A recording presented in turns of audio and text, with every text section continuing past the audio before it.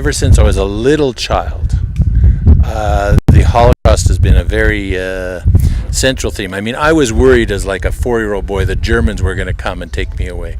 I mean, I lived in Canada, but it was so ingrained in our family, even though we didn't lose family members. We were all in Canada by then, so it's been a very big part of my consciousness.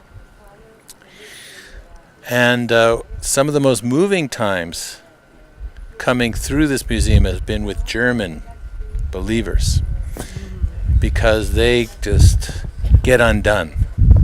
They can hardly handle identifying with their own people in this evil. But the thing for me is, these German believers are exactly the same as all of us. They're people who have their problems, but also a heart for the Lord. And it's not the Germans. It's us. All of us. The thing is, if we can understand this, the Holocaust shows to the world how sinful human beings are. Because God allowed the most sophisticated, educated, cultured people, maybe, the pinnacle of human achievement, these people were the ones who did the most barbaric, despicable, and evil actions. And yet, the most difficult part of it is, it's not like a rage where just people went crazy. Like I know sometimes in Africa there's been horrible violence, but it's usually, I don't know how systematic it is. It seems to me it's more impulsive, though probably there's some planning. But this, I don't know if you saw where the conference where they met, doctors, PhDs, lawyers, super educated people sitting very calmly around tables determining how to kill 10 million people. And so as a Jewish person,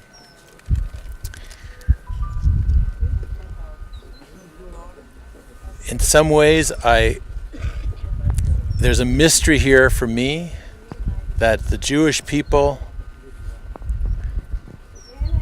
participate in the sufferings of the Messiah. I can't quite explain it. As Christians, we participate in the sufferings of the Messiah, but the Jewish people, since their inceptions, in some ways have participated in the sufferings of the Messiah, because I'm telling you, and maybe this is what we've been really stressing here, Dean and I, you cannot separate Jesus from the Jewish people, and you cannot separate the Jewish people from Jesus.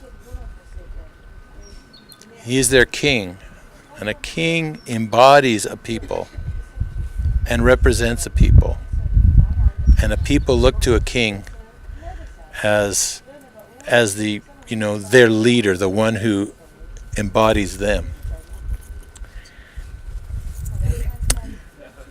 And, just last night, 300 rockets fired in Gaza. This craziness against Jewish people continues. And there's all sorts of political reasons why this, that, the other thing, but underneath all this, it's the same. It's Amalek. What does it say in the book of Exodus? The Lord says there will be war with Amalek from generation to generation. Sometimes Amalek is very strong. Sometimes he's not as strong, but he never stops. And what strikes me, I stood at the Bulgarian exhibit and I tried to get every one of you to see it. Because the whole point of that, at the end, the woman says, if everybody had been like that priest, you remember the story there? He says, can I go in there? And they said, no. And he says, I can't go in there. Just watch me. And he turned his back. Now, you think, okay, whatever. But when he turned his back, it meant there's a guy with a gun who told me, no, I can't do this. And he's He could just shoot me right now, but I'm going, I don't care. And when he gathered those children and said, don't worry, you're not going anywhere, but if you are, like this man here, he said, I'll go with you. And at the end of this story, the woman giving the testimony said, if others had been like this, perhaps the 6 million would not have been killed. And so I think that's a challenge in your identification. You have, on this trip, we have identified with the Lord in baptism, we have identified with the Lord in communion, and I think we need to identify,